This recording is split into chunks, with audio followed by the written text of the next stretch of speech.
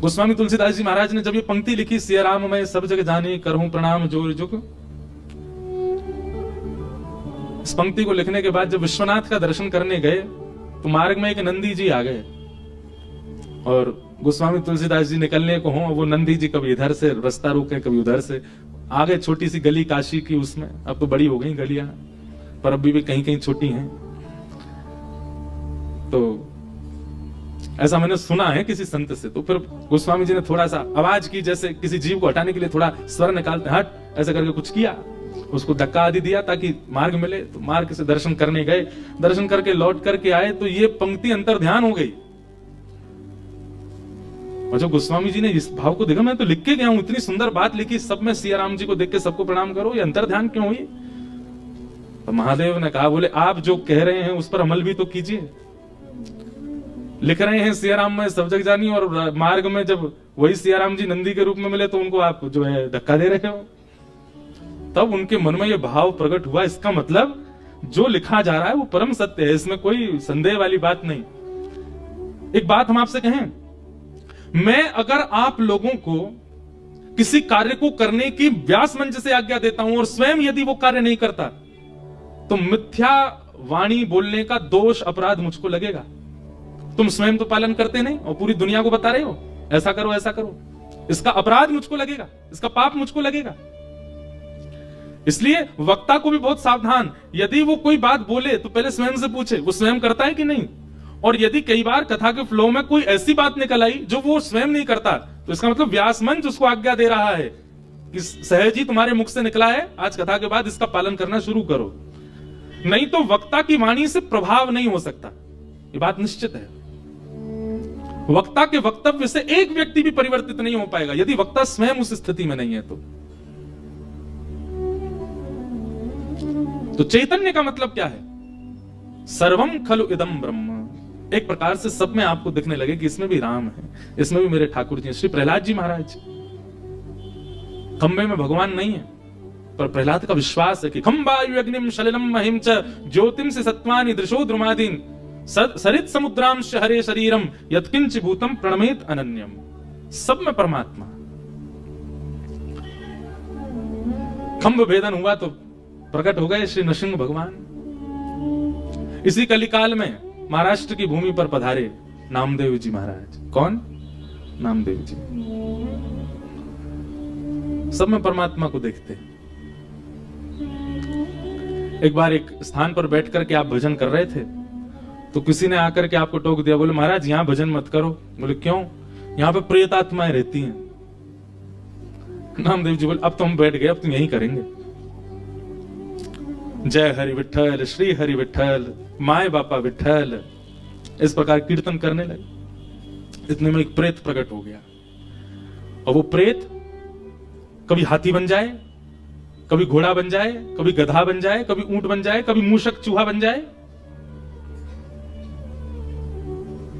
बार बार रूप बदलने लगा अपने और भयभीत आवाजें निकालने लगा।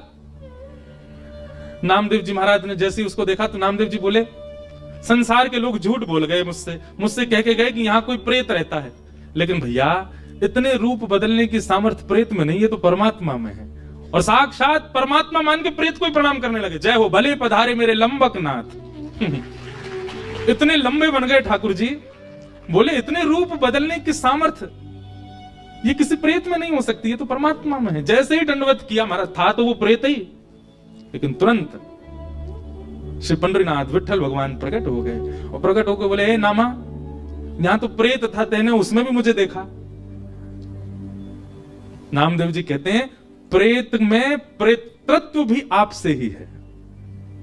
प्रेत की क्या औकात कि वो किसी को डरा सके, उसके अंदर भय दिलाने का जो तत्व है वो भी तो आप ही हो। क्या प्रेत में आप निवास नहीं करते? भाई इस संसार में अपनी सत्ता यदि किसी की हो जाए तो फिर परमात्मा कैसे हो सकते हैं? रावण दशानन है, यह भी राम की कृपा है। कंस इतना बड़ा क्रूर है कि उसके कारण पूरी धरती कांपती थी, यह भी कृष्ण की कृपा थी उसके ऊपर। किसी का अपना अस्तित्व नहीं हो सकता। प्रेत में पितृत्व भी आपकी वजह से है ठाकुर जी। यदि आप नहीं होते तो वो कैसे डराता सबको? इसलिए प्रेत का जो पितृत्व है उसको मैं विट्ठल मान करके वंदन करता हूं। पंडरीनाथ भगवान ने हृदय से लगाया, बोले वाह, ऐसी दृष्टि सबकी हो जाए तो मैं सबको मिल जाऊं।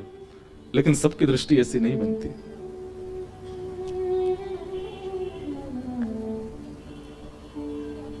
मैं नहीं, मेरा नहीं। कल मैं जब आया काशी तो मुझे हमारे किशन जी ने ये पंक्ति सुना दी और पूरी रात मेरे मन में यही चलता रहा, सर्वम खलु इदम ब्रह्म। ये स्थिति अगर हमारी नेत्रों की नहीं हुई है तो अभी हम साधक नहीं है, श्रोता नहीं है कथा के। अच्छा, ये स्थिति बन पाना बहुत मुश्किल है। हम कह तो रहे हैं व्यास मंच से, पर सब में ठाकुर जी का भाव होना बहुत मुश्किल है। तो फिर इसका एक दूसरा सब्स्टिट्यूट है, सब में परमात्मा तो नहीं दिख सकते, पर सब में गुण का दर्शन तो हो सकता है। हमारी दृष्टि कैसे, हम सब में अवगुण देखते, पहली बार देखते ही उसमें अवगुण देखेंगे। चलो इंद्र जी कथा हो रही है, सुना के लाए आपको। अच्छा कौन है वो? वृंदावन के। चलो ले आए कथा में 3 घंटा बैठे। अच्छा क्या मिला ये याद नहीं रहेगा उसको। बाहर निकलते, महाराज जी नाचने वाला भजन कोई नहीं गाया उन्होंने, कोई ऐसा कोई संकीर्तन नहीं गाया जिसमें थोड़े पांव थिरके।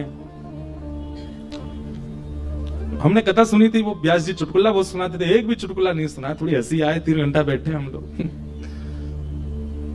अवगुण बहुत जल्दी हम लोग देखने लगते हैं। ये आप अपने ऊपर भी आप अपने आप से पूछ के देखिएगा, ये सबके अंदर गुण होता है। लड़के वाले लड़की देखने जाते हैं अपने पुत्र के लिए, तो उससे मिलके जब लौट के आएंगे ना, गाड़ी में बैठेंगे सब वापस अपने घर के लिए, उसमें गुण कितने थे उनकी चर्चा बाद में होगी। हाँ ठीक है, गोरी तो है, पर उसके पांव देख के मुझको थोड़ा लगा कि पता नहीं शुभ है कि नहीं है। उसका मुख देख करके मुझे थोड़ी चालाक सी तो लग रही थी। तो अब गुणों की चर्चा करो ना, अवगुण क्यों? ये मानव स्वभाव है। हम जहां भी जाते हैं, जिससे भी मिलते हैं, जिसको भी देखते हैं, हमारा स्वरूप बन चुका है, उसमें पहले अवगुण निकालो। हम अवगुण शॉर्टलिस्ट पहले करते हैं, गुण कई बार हमारे नजरअंदाज में रहते हैं। आप यदि आध्यात्मिक हैं, आप यदि नाम जप करते हैं, आप यदि तिलक लगाते हैं, आप यदि शिखा रखते हैं, आप यदि कथा सुनते हैं, आप नित्य विश्वनाथ जाते हैं, आप नित्य गंगा दर्शन करते हैं, तो आपकी दृष्टि परिवर्तित होगी, सब में गुण देखना शुरू हो। और यह नहीं हुआ है तो आप जो कर रहे हो वो मेहनत है, काय को कर रहे हो? इतने जाड़े में भी सुबह सुबह विश्वनाथ जी काय को परेशान करने जा रहे हो? क्यों गंगा जी का इतना स्नान आदि कर रहे हो, जब आपका स्वभाव ही परिवर्तित नहीं हो रहा है? तो परमात्मा का दूसरा रूप क्या है? चैतन्य। सब में उनका दर्शन, पर सब में परमात्मा ना दिखे तो सब में कम से कम गुण देखो, सब में भलाई देखो, सब में गुण देखे। राम जी का स्वभाव है वो सब में गुण देखते हैं, और रावण का स्वभाव है वो राम जी में भी अवगुण देखता है। वो राम जी में भी अवगुण देख रहा है। जिनका रूप देख करके पत्थर पिघल रहे हैं, जिनके स्पर्श से पूरी पृथ्वी मदमस्त होती जा रही है, उनको देख करके, उनके बारे में सुन करके, और कोई और नहीं सुना रहा है, स्वयं हनुमान जी जाके बता के आए, अंगद जाकर के बता करके आ रहा है, फिर भी रावण को अवगुण ही दिख रहा है। तो इसका मतलब क्या है? अवगुण दर्शन ये राक्षसत्व है। और जिस दिन आपकी दृष्टि में सद्गुण दर्शन भाव प्रकट हो गया, गुण दर्शन प्रकट हो गया, सद्गुण भी मत देखो, गुण ही देख लो। आप श्रोता हैं, आप साधक हैं, आप आध्यात्मिक हैं। तो भगवान का दूसरा रूप क्या है? चैतन्य। सब में जिनकी व्यापकता है, जो जड़ नहीं है। अब ये तो था एक सामान्य अर्थ, अब इसका दूसरा अर्थ क्या है? आपके सेवा है, सबके घरों में सेवा ठाकुर जी की विराजमान, चाहे वो चित्रपट की है, चाहे वो लड्डू गोपाल है, चाहे हमारे श्रीनाथ जी हैं, गिरधर लाल हैं।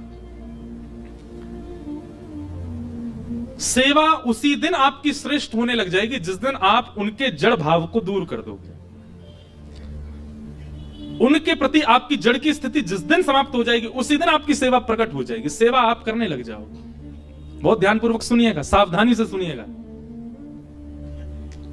आप अपने ठाकुर जी को यदि जड़ मानते हैं कि वो एक धातु मात्र है, आपसे सेवा में अपराध बनेगा, आपसे भोग में अपराध बनेगा, आपसे श्रृंगार में अपराध बनेगा, क्योंकि आपने ये मान लिया कि ये तो धातु है। लेकिन जैसे ही आपके चित्त में चैतन्य, पूर्ण चैतन्य भाव आ गया कि नहीं ये धातु नहीं है, ये परम चैतन्य ठाकुर जी हैं, तो ठाकुर जी भी फिर चैतन्य बन के ही दिखाएंगे। मैं अपनी कथा में एक बात क्या करता हूं, सब लोग बहुत ध्यान से सुनना। महादेव का स्वरूप सब जगह क्या बताया गया? ध्याये नित्यम महेशम रजत गिरिनिभम चारु चंद्रावतंसम। कैसे महादेव? एक तो सबको ये बात पता है, पर इसको कोई जानता नहीं कि महादेव कैसे हैं। गौर वर्ण के हैं महादेव। कैसे हैं? गौर वर्ण, कर्पूर गौरम। और इस श्लोक में भी कहा गया रजत गिरिनिभम, यानी कि जैसे चांदी का पर्वत चमकता है ऐसे महादेव की कांति है। और चारु चंद्रावतंसम, अपने मस्तिष्क पर चंद्रमा धारण करते हैं। रत्नाकल्पोज्ज्वलांगम, और अंग कैसे चमकता है? जैसे कोई रत्न चमक रहा हो। पयुष मृगवरा, जिन्होंने बागंबर पहना है, एक मृग चर्म पहना है। भीति हस्तम प्रसन्नम, कैसे बैठे? बोले प्रसन्न मुद्रा में बैठे। पद्मासीनम समन्ताः, पद्मासन में बैठे। ये दोनों पैर के तलवे ऊपर को आ जाएं, इसको पद्मासन कहते हैं। पद्मासीनम समन्ता स्तुतमर गणैः, गण सब स्तुति गा रहे हैं खड़े होकर के।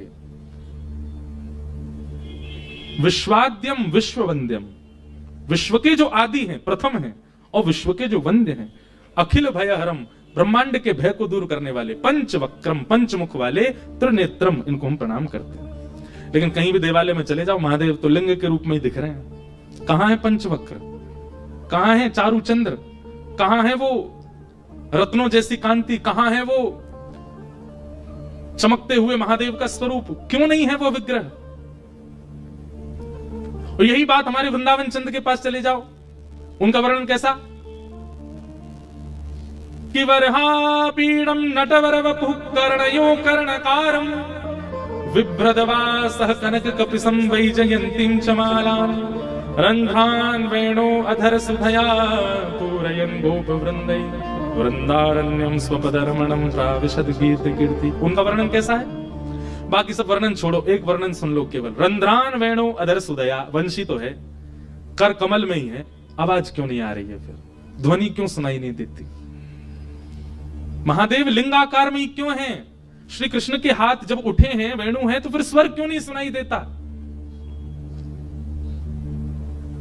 ठाकुर जी ने मुझे और आप सबको चैलेंज किया है, अगर तेरी प्रेम लक्षणा भक्ति में सामर्थ्य हो तो वेणु तो है, कर कमल में वेणु तो है, कोमल उंगलियों से छिद्र भी आच्छादित हैं, मुख पर अधर पर वेणु का प्रथम छिद्र भी है। लेकिन तेरो प्रेम जब मुंह को वाद्य करेगा, मुझे वाद्य करेगा, मुझे प्रेरित करेगा, तभी स्वर निकलेगा। महादेव कहते हैं चारु चंद्र तो है, त्रिनेत्र तो है, पर तुम्हारे अंदर वह प्रेम प्रकट हो तब उसका दर्शन कराऊं।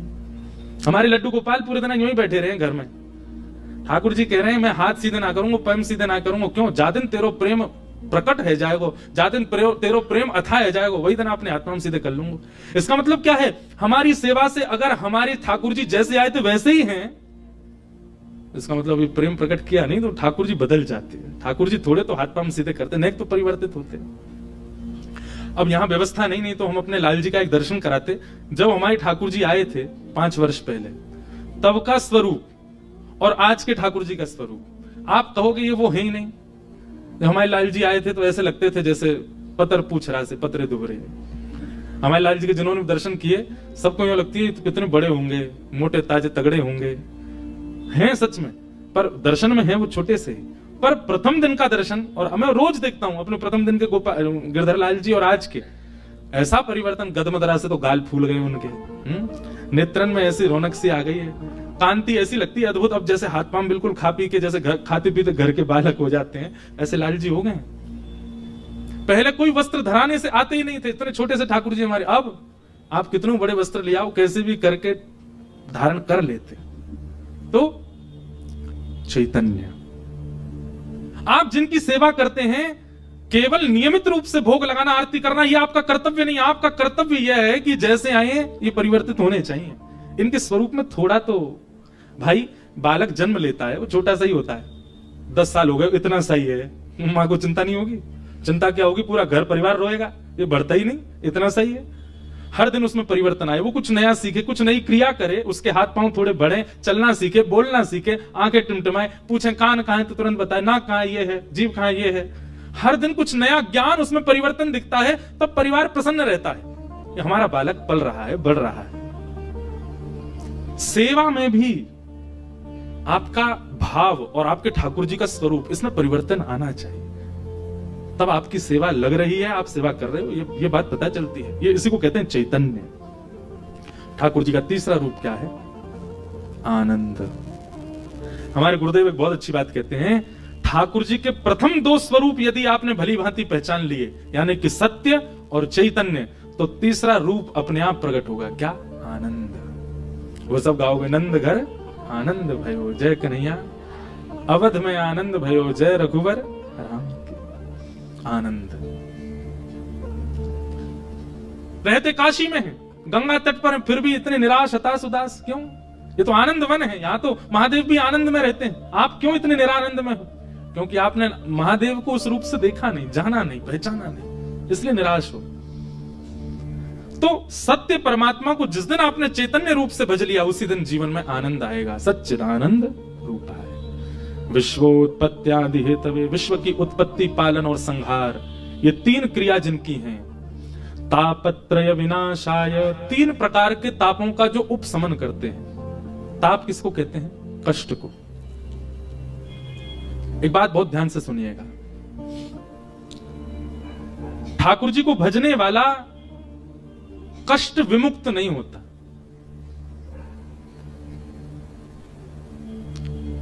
यदि आप नित्य महादेव का दर्शन करते हैं तो ऐसा नहीं है कि आपकी मृत्यु नहीं होगी, होगी। ऐसा नहीं है कि आपको वह पीड़ा नहीं होगी जो एक संसारी व्यक्ति को हो रही है, वो पीड़ा आपके जीवन में भी आएगी। बस महादेव को नित्य आराधन करने से, ठाकुर जी का नित्य आराधन करने से इतनी कृपा आपके ऊपर हो जाएगी कि आने वाली पीड़ा अनुभव में नहीं आएगी। आने वाली पीड़ा आपको झकझोरेगी नहीं, आने वाली पीड़ा से आप परेशान, हताश, उदास नहीं होंगे, सह लोगे। वृक्ष खड़ा है, कितना सुंदर, कितना फलित, कितना पुष्पित है, यह विशेष बात नहीं, आंधी आने पर भी टिका हुआ है, यह विशेष बात है। आप कितने स्वस्थ हैं, कितने पुष्पित, कितने पल्लवित, कितने फलित हैं, इसका मतलब क्या है? कितने धनवान, कितने सुंदर, कितने योग्य हैं, इनसे फर्क नहीं पड़ता। जीवन में आने वाली आंधी से जूझ रहे हैं, डट के खड़े हैं, ये आपके विशेष मानवत्व को प्रकट करता है। मानवत्व धनवान होने से नहीं, सुंदर होने से नहीं। शरीरम स्वरूपम तथा वा कलत्वम रथश्चारुचिरम धनम मेरुतुल्यम मनश्रेण लग्नम कृष्ण चरणारविंदम ततः किम ततः किम ततः किम ततः किम।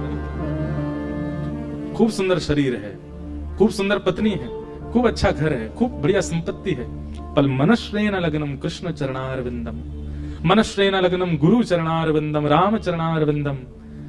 मन यदि गुरु और भगवत सेवा में नहीं गया तो ततः किम, बेकार है, व्यर्थ है, उसका कोई लाभ नहीं। एक मैं कथा सुनाता हूं। दक्षिण में एक जगह है श्रीरंगम, तिरुचिरापल्ली। वहां पर श्री रंगनाथ भगवान विराजमान है, शेष नाग के ऊपर नारायण भगवान पौड़े हैं। और उनकी विशेष कथा तो बड़ी मैं नहीं बताऊंगा। वहां पर एक भक्त हुए, उनका नाम था धनुर्दास। क्या नाम था? उनकी कथा मैं सुनाता हूं। धनुर्दास जो थे ना, उनकी पत्नी बहुत सुंदर थी, इतनी सुंदर थी कि संसार तो उनको देखता ही था। धनुर्दास को भी इतने वर्ष ब्याह को हो गए, वो भी अपनी पत्नी को देखे बिना रहता नहीं, इतनी सुंदर। और उसकी सुंदरता का वर्णन भक्त चरित्रों में ऐसे किया गया कि धनुर्दास खुद पहलवान था, बहुत अच्छा शरीर था उसका, धनवान भी था, सोने के आभूषण पहन करके, रत्न पहन करके रहता था। लेकिन उसकी पत्नी जब बाजार जाती थी तो नियम था धनुर्दास के बिना नहीं जाएगी, वो साथ ही जाएगा। क्यों? वो छतरी लगा के चलता था पत्नी के ऊपर, और वो भी पीछे पीछे नहीं चलता था, पत्नी के ऊपर छतरी लगा के उल्टा चलता था ताकि उसका मुख मुझे दिखता रहे। ऐसा प्रेमी देखा? महाराज, किसी का प्रेम ऐसा होगा भी तो वो संसार के सामने तो छुपा ही लेगा, है? बाजार में तो ऐसे नहीं घूमेगा। पर धनुर्दास के प्रेम की स्थिति इतनी ऊंची थी कि वो बाजार में घूमता था ऐसे, पत्नी के ऊपर छतरी लगाए उल्टा उल्टा चलता था, उसको देखता हुआ। पत्नी बताती थी आगे गड्ढा है, उछल जाता था उल्टा ही।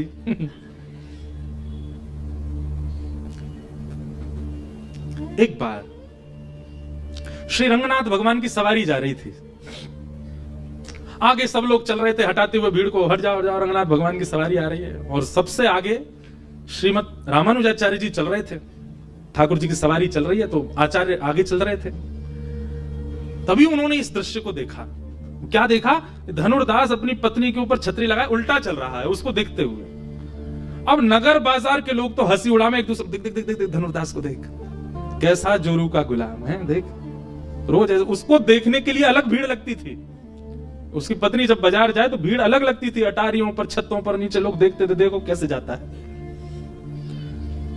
लेकिन रामानुजाचार्य जी की जब दृष्टि पड़ी, रामानुजाचार्य जी के आसपास के लोग भी सब उपहास करने लगे उसका, और किसी ने कह दिया कितना कामी व्यक्ति है।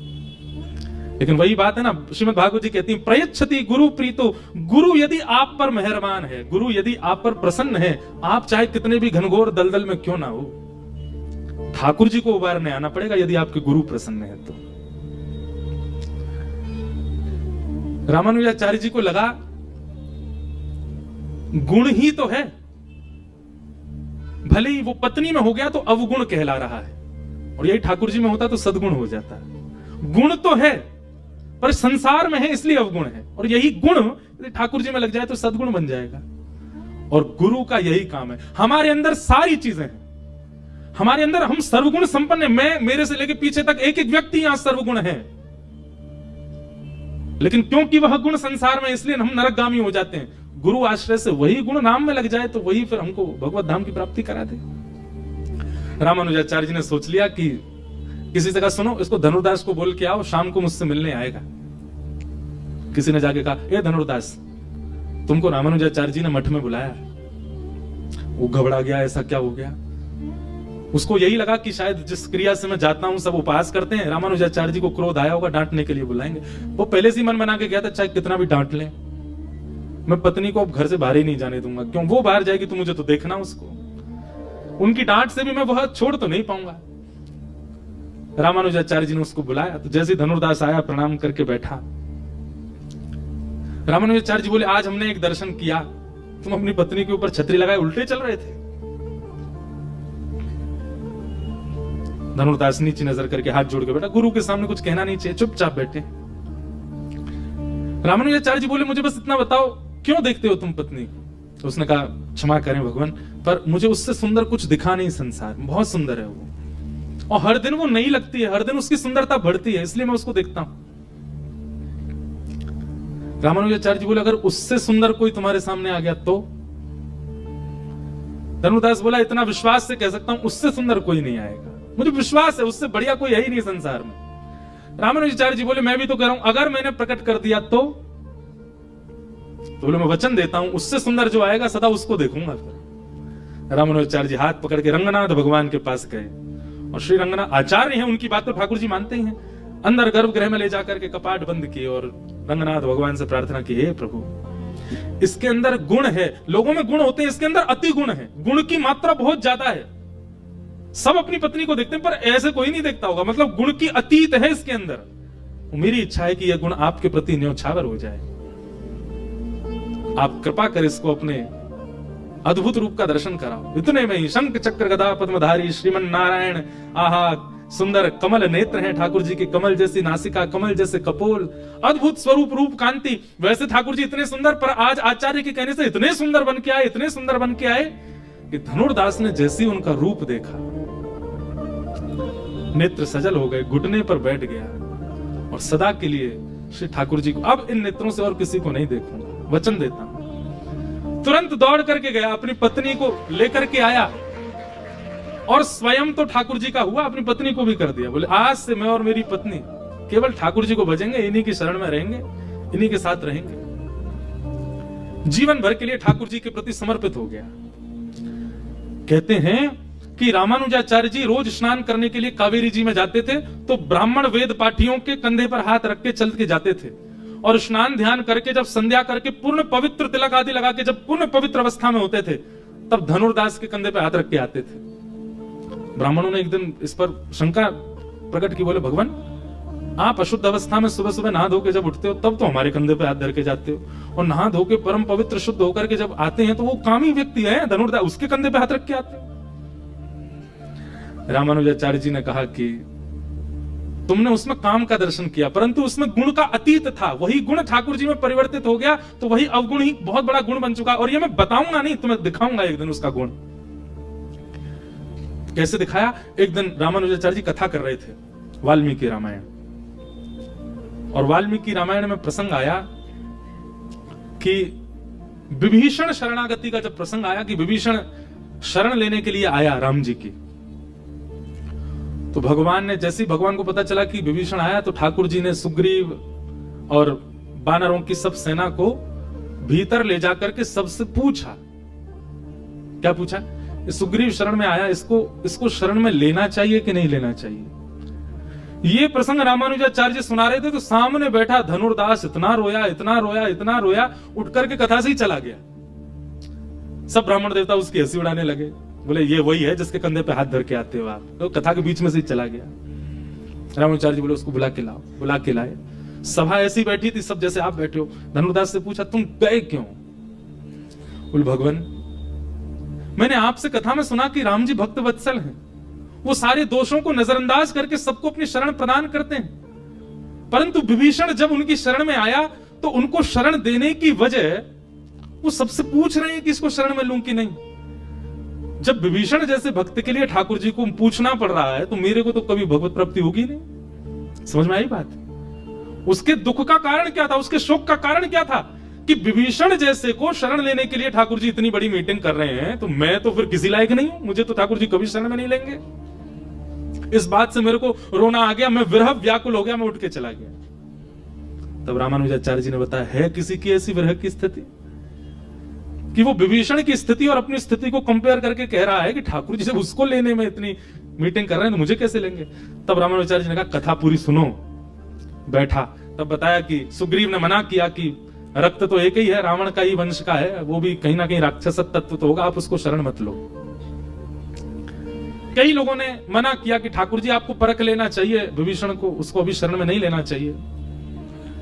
एक प्रकार से मना हो गई सभा में कि विभीषण को शरण नहीं मिलेगी। ठाकुर जी उठ करके बाहर गए, सबको लगा कि इसको ठाकुर जी मना कर देंगे, लेकिन बाहर जाती ठाकुर जी ने क्या किया, सबके मना करने के बावजूद भी विभीषण को उठा करके हृदय से लगाया और हृदय से लगा करके उसको शरण प्रदान की। तब रामानुजाचार्य जी बोले, भगवान ने सभा इसलिए नहीं बुलाई कि सबकी बात मान करके भगवान उसको शरण में लेंगे। ठाकुर जी तो उसको शरण लेने का मन पहले ही बना चुके थे। ठाकुर जी तो केवल आसपास वालों की स्थिति परख रहे थे, इन लोगों की स्थिति कैसी हुई है, ये अभी भी अवगुण देख रहे हैं कि नहीं। और ठाकुर जी ने देख लिया कि इनकी दृष्टि अभी भी अवगुण देखने वाली है। ठाकुर जी ने किया वही जो ठाकुर जी का स्वभाव है। शरण गए प्रभु ताहि ना त्यागा, शरण में जो एक बार आया ठाकुर जी उसको त्याग नहीं करते, चाहे वो विश्वद्रोही क्यों ना हो, उसको लेते हैं। तो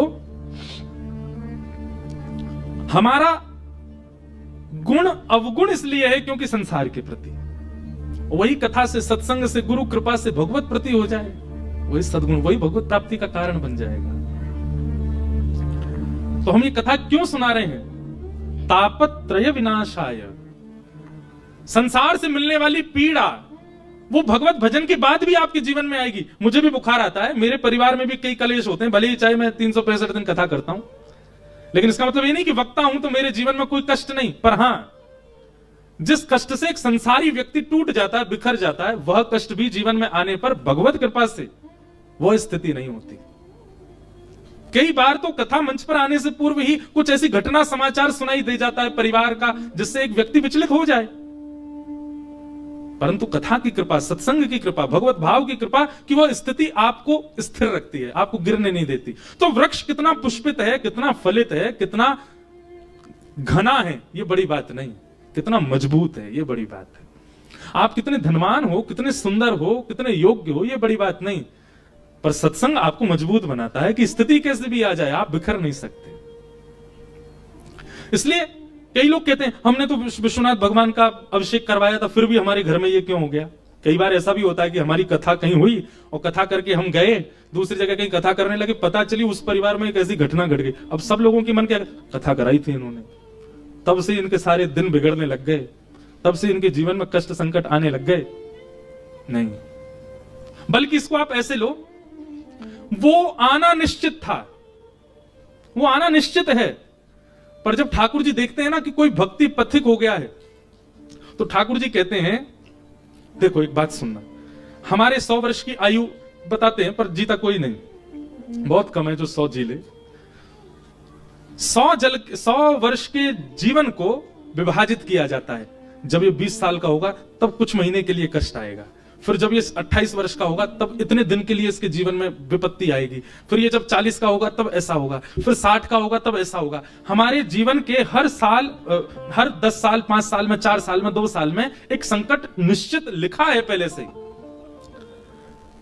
और वो आपकी अंतिम पीड़ा तक उसका पूरा कोटा पूरा करना ही पड़ेगा आपको। और जितना रह जाएगा, मान लीजिए 80 साल में आपको कुछ भोगना था और आप भगवत धाम ही चले गए 75 में, तो फिर 80वां जो लिखा हुआ है वो भोगने के लिए आपको अगला जन्म लेना पड़ेगा।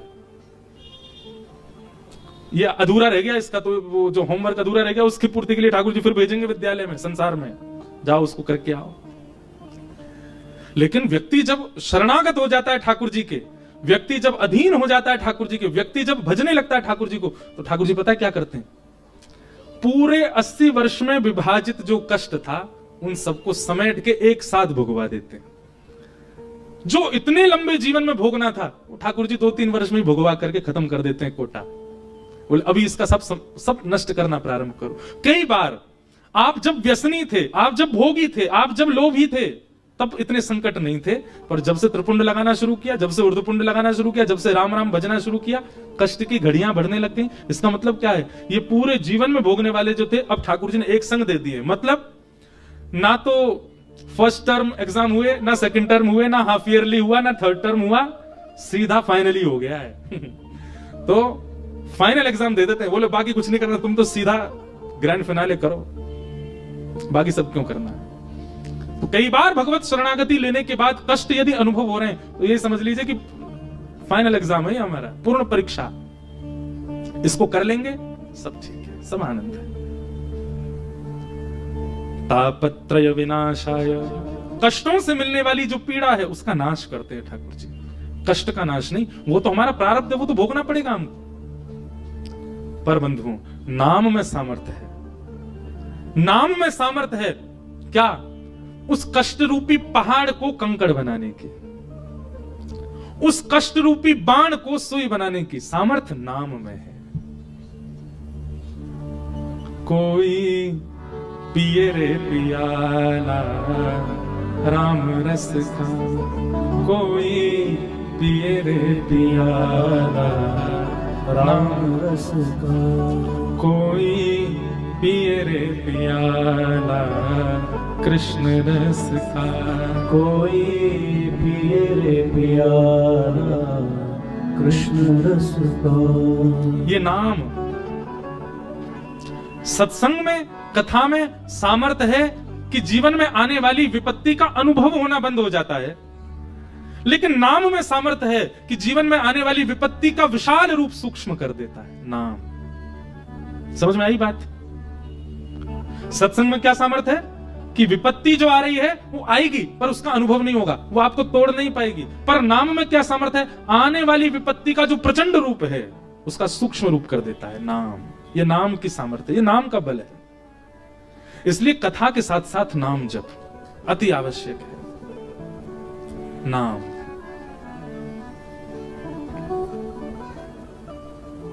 नाम आवश्यक है।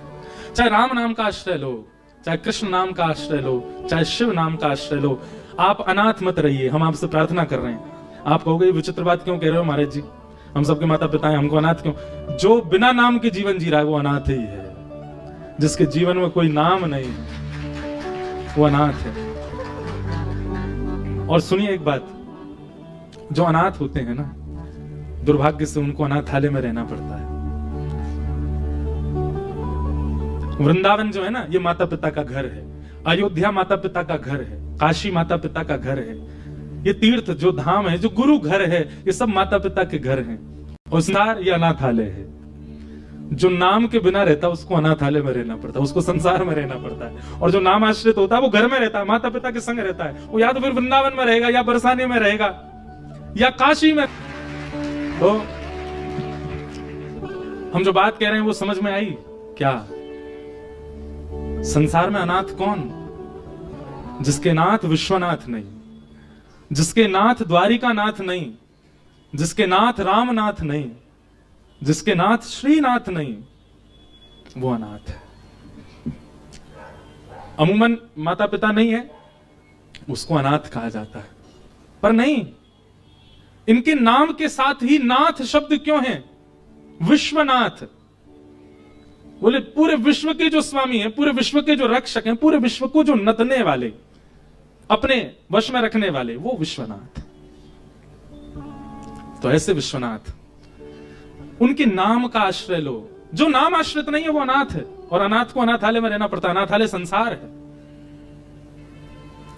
घर में रहो, और घर में तब रहोगे जब माता पिता की मानोगे। माता पिता की मानने का मतलब कथा सुनना, ये माता पिता की मानना। हमारे माँ कौन है? परम्बा जगदम्बा पार्वती माँ है, पिता महादेव है। हमारी माँ श्री किशोरी जी हैं, पिता ठाकुर जी हैं। माँ जानकी जी हैं, पिता राम हैं। माता पिता के आश्रम में रहो, घर में रहोगे। घर में रहोगे मतलब धाम में रहोगे, नाम में रहोगे, लीला में रहोगे। अनाथ मत रहो, सनाथ हो जाओ, नाम का आश्रय ले लो। एक नाम को पकड़ लीजिए बस। महादेव सतत जपत मंत्र राम नाम। स्वयं विश्वनाथ भी एक नाम के आश्रय में है। निराधार को आधार एक राम नाम, प्रेम मुदित मन से कहो राम राम राम। नाम आश्रय लीजिए, जो नाम बहुत प्रिय लगता है। अच्छा, एक और बात, इनमें भी भेद दृष्टि होती है लोगों की। हमको राधा नाम बहुत अच्छा लगता है, हम वही जपते हैं। कृष्ण में इतनी रुचि नहीं। ये नामापराध है। आप ऐसा अपराध नहीं कर सकते। आप कैसे भेद मान सकते हो? आपको पता है, मैंने वैसे तो कथा में इस बात को खुलासा किया है। मीराबाई नित्य किसको बचती हैं? ठाकुर जी को। मुरली मनोहर श्याम सुंदर ब्रजपति उनके नाथ हैं, परंतु मीराबाई का जो गोपनीय मंत्र है वो राम नाम है। मीराबाई भजती क्या है, जपती क्या है? राम। मीराबाई के भैया जयमल, जयमल जी का चरित्र सुनेंगे तो इतना सुंदर चरित्र है जयमल जी का। मीराबाई के भाई जयमल जी, उनके तो आराध्य ही राम जी हैं, जबकि सेवा उनके यहां चतुर्भुज भगवान की होती, नारायण की है, श्री कृष्ण की है। नारायण ही राम है, नारायण ही कृष्ण है, उनमें भेद नहीं, पर उनके आराध्य रूप में राम जी हैं। जयमल जी के प्रसंग में आता है कि एक बार जयमल जी, उन्होंने संकल्प लिया कि मैं पूरे दिन में इतने घंटे केवल भजन करूंगा, और उस समय चाहे दुनिया इधर से उधर हो जाए, मेरा भजन नहीं रुकना चाहिए। किसी शत्रु राजा को पता चला कि जयमल इतने बजे से इतने बजे तक भजन में रहता, उसी समय आक्रमण कर देंगे।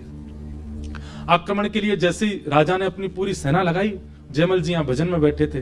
मंत्री महामंत्री सब सोचने लगे अब कैसे करें, राजा तो हमारा भजन में, उतने घंटे से पहले उठेंगे नहीं, उतने घंटे में तो पूरी नगरी ध्वस्त हो जानी है। एकमात्र जयमल जी की मां को अधिकार था कि उनके भजन में वो जाकर के जयमल जी से वार्ता करती थी, लेकिन जयमल जी उसका उत्तर भी इशारे में ही करते थे, बोलते नहीं थे, केवल अपना भजन में लगे रहते थे। तो मां ने जाकर के कहा, पुत्र नगर संकट में है। तो जयमल जी ने ठाकुर जी की ओर इशारा किया, नगर के रक्षक तो ये हैं, सब संभाल लेंगे। और जयमल जी के इस, देखो आप नाम कितना जपते हो, ठाकुर जी को इससे फर्क नहीं पड़ता।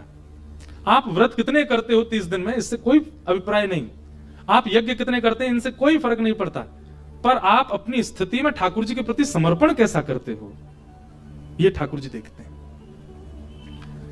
एक प्रकार से व्रत करके, नियम करके, भजन करके, यज्ञ करके हम ठाकुर जी को ये बता देते हैं कि हम आपसे प्रेम करते हैं। उसके बाद फिर ठाकुर जी कमर कस के देखते हैं, बोले अच्छा अब मैं देखूंगा तुम कितना प्रेम करते हो। तो भजन की स्थिति में नहीं, जब आप संसारी स्थिति में होगे वहां परीक्षण करते हैं ठाकुर जी, ये प्रेम करता है कि नहीं। जयमल जी 4 घंटे भजन करते हैं, ये तो केवल उनका प्रतीक ठाकुर जी को बताने का था कि मैं आपसे प्रेम करता हूं। अब ठाकुर जी ने परीक्षा ली, उन्हीं 4 घंटों में नगर पर आक्रमण करवा दिया। अब देखते हैं जयमल का प्रेम। और जयमल जी इशारा करते हैं, रक्षक तो ठाकुर जी, मुझसे क्या आप लोग उम्मीद लगाते हो।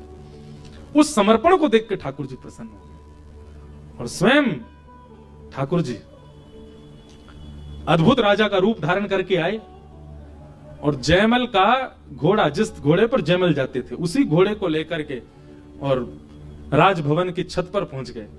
और वहीं से छलांग मारता है घोड़ा, सामने पूरी सेना देख रही है, ये क्या मरने के काम कर रहा है राजा, पर राजा नहीं है, ठाकुर जी है।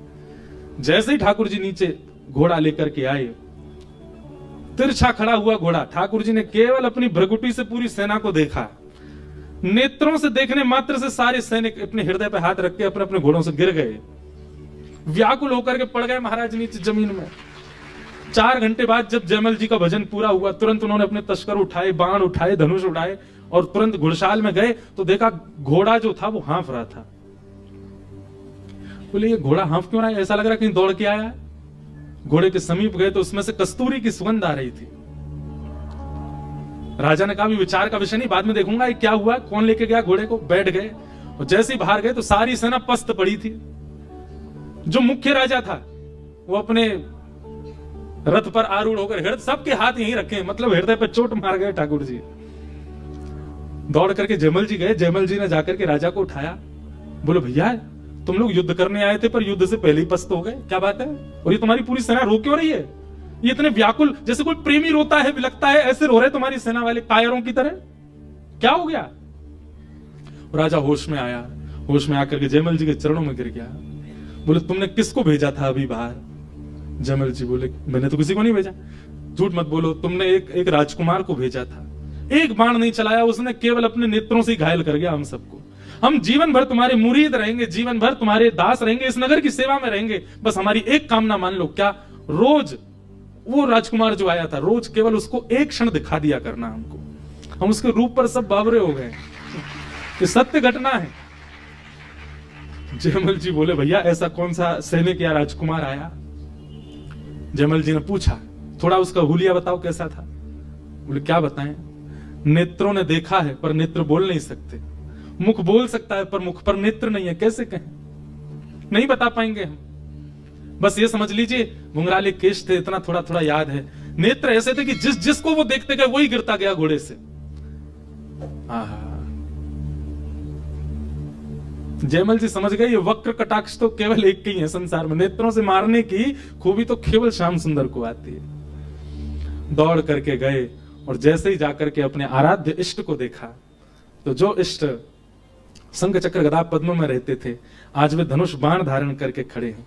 और जयमल जी को यह बता दिया कि आपके समर्पण भाव से हम आपके नेतृत्व में युद्ध करने गए संसार। उस दिन तो जयमल जी और समर्पित हो गए ठाकुर जी को।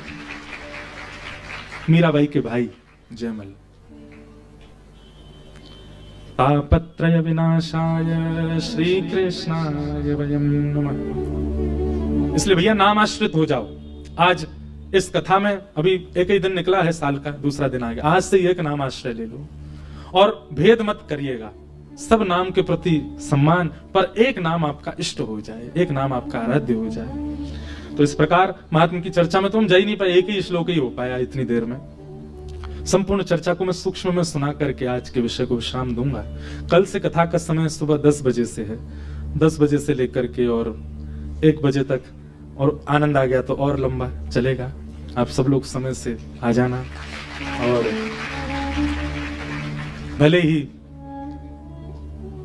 इस कथा का स्थान आप लोग खड़े हैं, कई लोग बेचारे पहले समय से खड़े होकर सुन रहे, पर क्षमा, आप लोग बिल्कुल निश्चिंत रहिए। हाँ, कल आप लोग जिस तरीके से खड़े होकर सुन रहे हैं, हमको लग रहा है खड़े ही रहो, बैठो मत।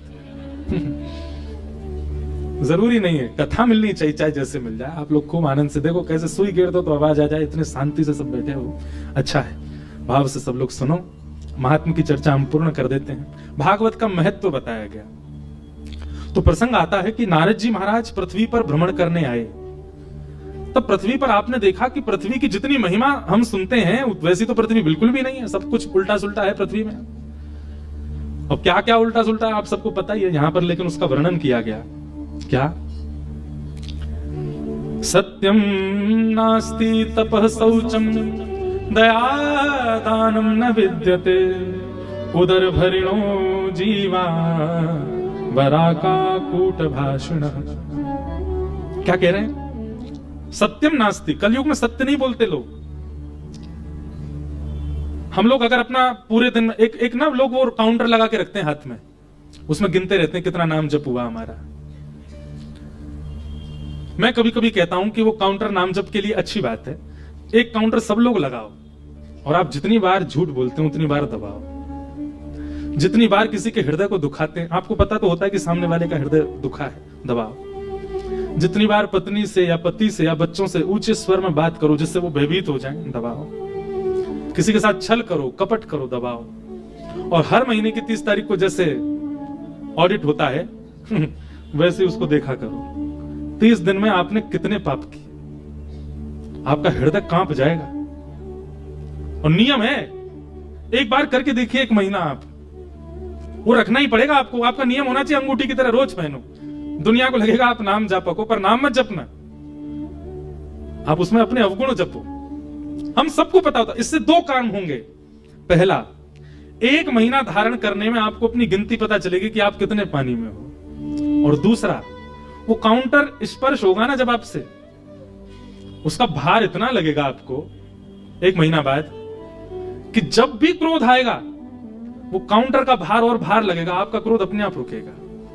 जब भी किसी के हृदय को ठेस पहुंचाने की भावना आपकी प्रकट होगी, वो काउंटर अपने आप आपको इंडिकेट करेगा, बोले यहां संख्या बढ़ रही है। धीरे धीरे धीरे धीरे अपने आप अवगुण से वो काउंटर की जो गिनती है ना, 1 महीना में जितनी हो, अगले महीने की प्रथम तारीख से ही वो गिनती कम होनी चाहिए आपकी। उसका प्रयास करो, परिवर्तन ऐसे करो।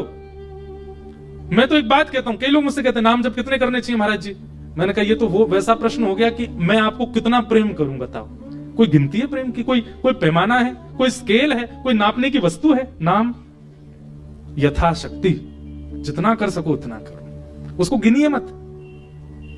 उसको गिनना नहीं चाहिए। जिनको गिनना चाहिए उनको तो बिल्कुल नहीं गिनते। क्या अवगुण, उनकी तो गिनती ही नहीं है।